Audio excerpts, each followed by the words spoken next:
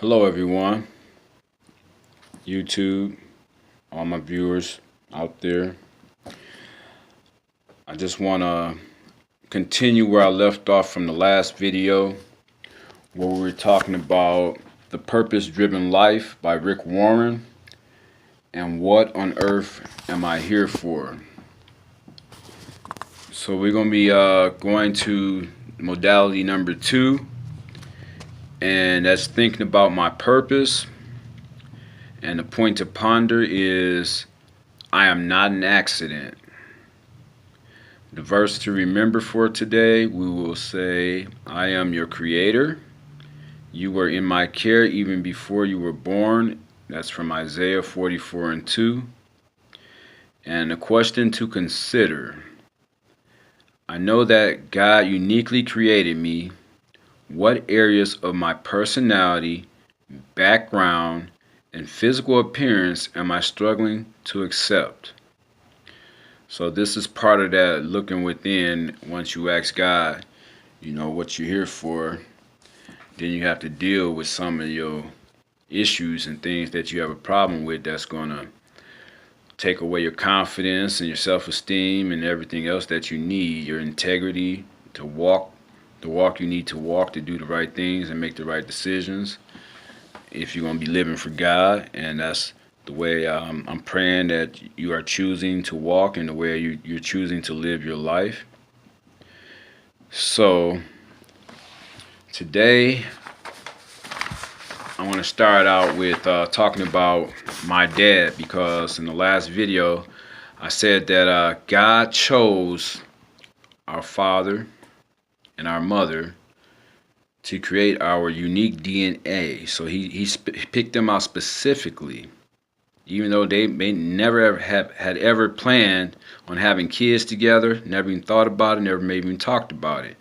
But God had already had a plan, because he knew that my dad and my mom, were going to be lusting, and in their sinful nature, he was going to make something great come out of those times and those situations and circumstances that they formulated.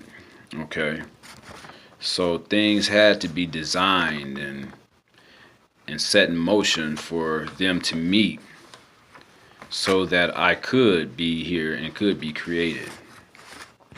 The first thing I want to do is I want to confess. I confess that I didn't know how to be a father when I did have kids. Part of the reason why I didn't know how to be a father myself, because I never had a father that was there to teach me how to be a man, to show me how to be a man, and teach me how to be a father and be respectable, and how to take care of women and how to treat a woman, most importantly.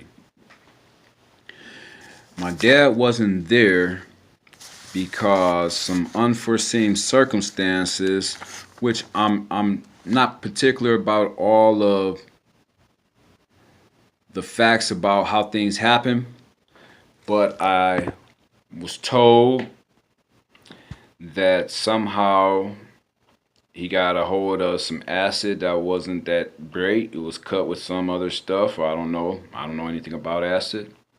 And he went on a trip and he never came back. So basically he lost his mind. And those of you who have tried acid, you know what kind of a trip and what kind of a high it is. So you might have a better idea about what I'm talking about as far as what he went through than I do. And I want to confess also, I didn't know how to be a father. Even when I had twins, I was in my early 20s, and I met my twins' mom. This is Indian and white or Caucasian, if you got to be politically correct. I met her at a bar. I used to go there and get drunk every night. when I got off work at Pizza Hut and I shut the place down. I was putting 60 hours in a week then. So when I got off work, I was pretty lonely. I bring some pizzas, go to the bar, and socialize at the bar. Didn't know it at that time. My twin's mom, her brother, this is before I even met her, her brother used to be at the bar, sitting there with one of his buddies. And I guess they used to watch me as when I came into the bar and watch my mannerisms, how I carried myself, how I conducted myself while I was there.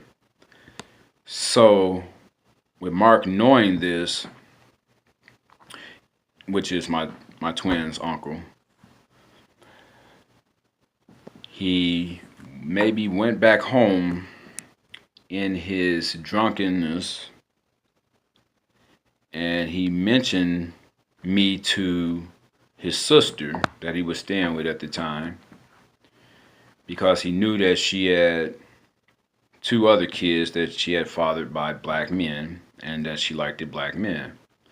And I can assume that at that time, she was single and she was lonely and she needed some help raising her kids. And not only that, it's good to have a companion. It's not good to be alone. So I assume, like any big brother would, he sees a decent guy and he knows what kind of men his sister looks for that she dates. And I'm pretty sure he went home, mentioned her to me. Just so happened we never ever met one another until months later when her Uncle Charlie was down visiting from up north, from Ashland, from Odana. Live up there on the reservation. So it's purebred Indian. Uncle, dad, they came here to visit. That night they had already been drinking. They came to the bar where I was at. It was called Brett's Farmhouse on 60th and Calumet, if you're familiar with that place.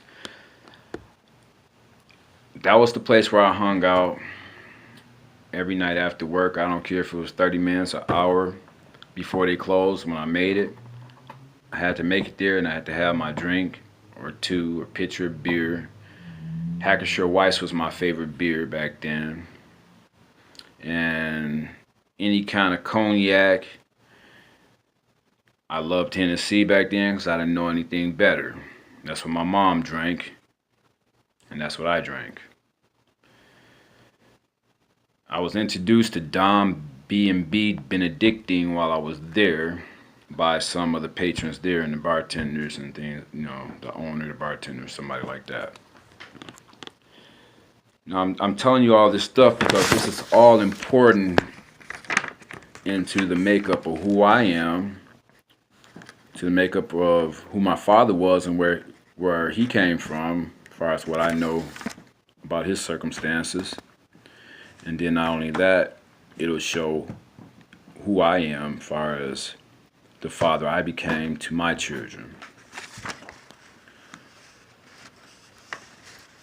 The very moment that I found out that my twin's mom was pregnant, but I'm going to backtrack a second because this is important, how we met. I was at the bar one night. Her in-law, her relatives was here from up north. And as soon as they came in the bar where I was at, I bought every one of them a shot or a beer, whatever they wanted to drink. Because that's the way I was. Every night when I went in there, I spent $100 if I had time. Bought everybody in the bar shots, drinks, whatever. And got slammed. So this night, I was sitting there drinking a pitcher of Hackeshire Weiss and sniffed her with some Dom B&B. So I was pretty intoxicated. And a bunch of Indians come up in the bar. Right away, I'm friendly. I introduce myself. I say, hello, how y'all doing?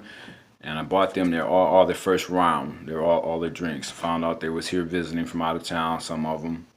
And I just welcomed them to our neighborhood, welcomed to the local bar, bought them drinks, and afterwards, I remember handing my twin's mother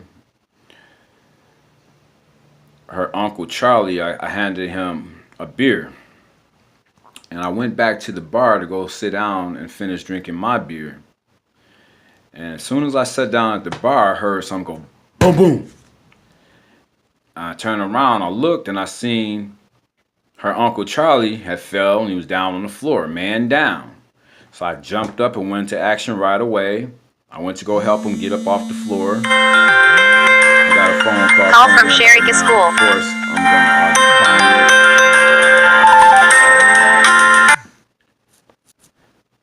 Okay, this is all.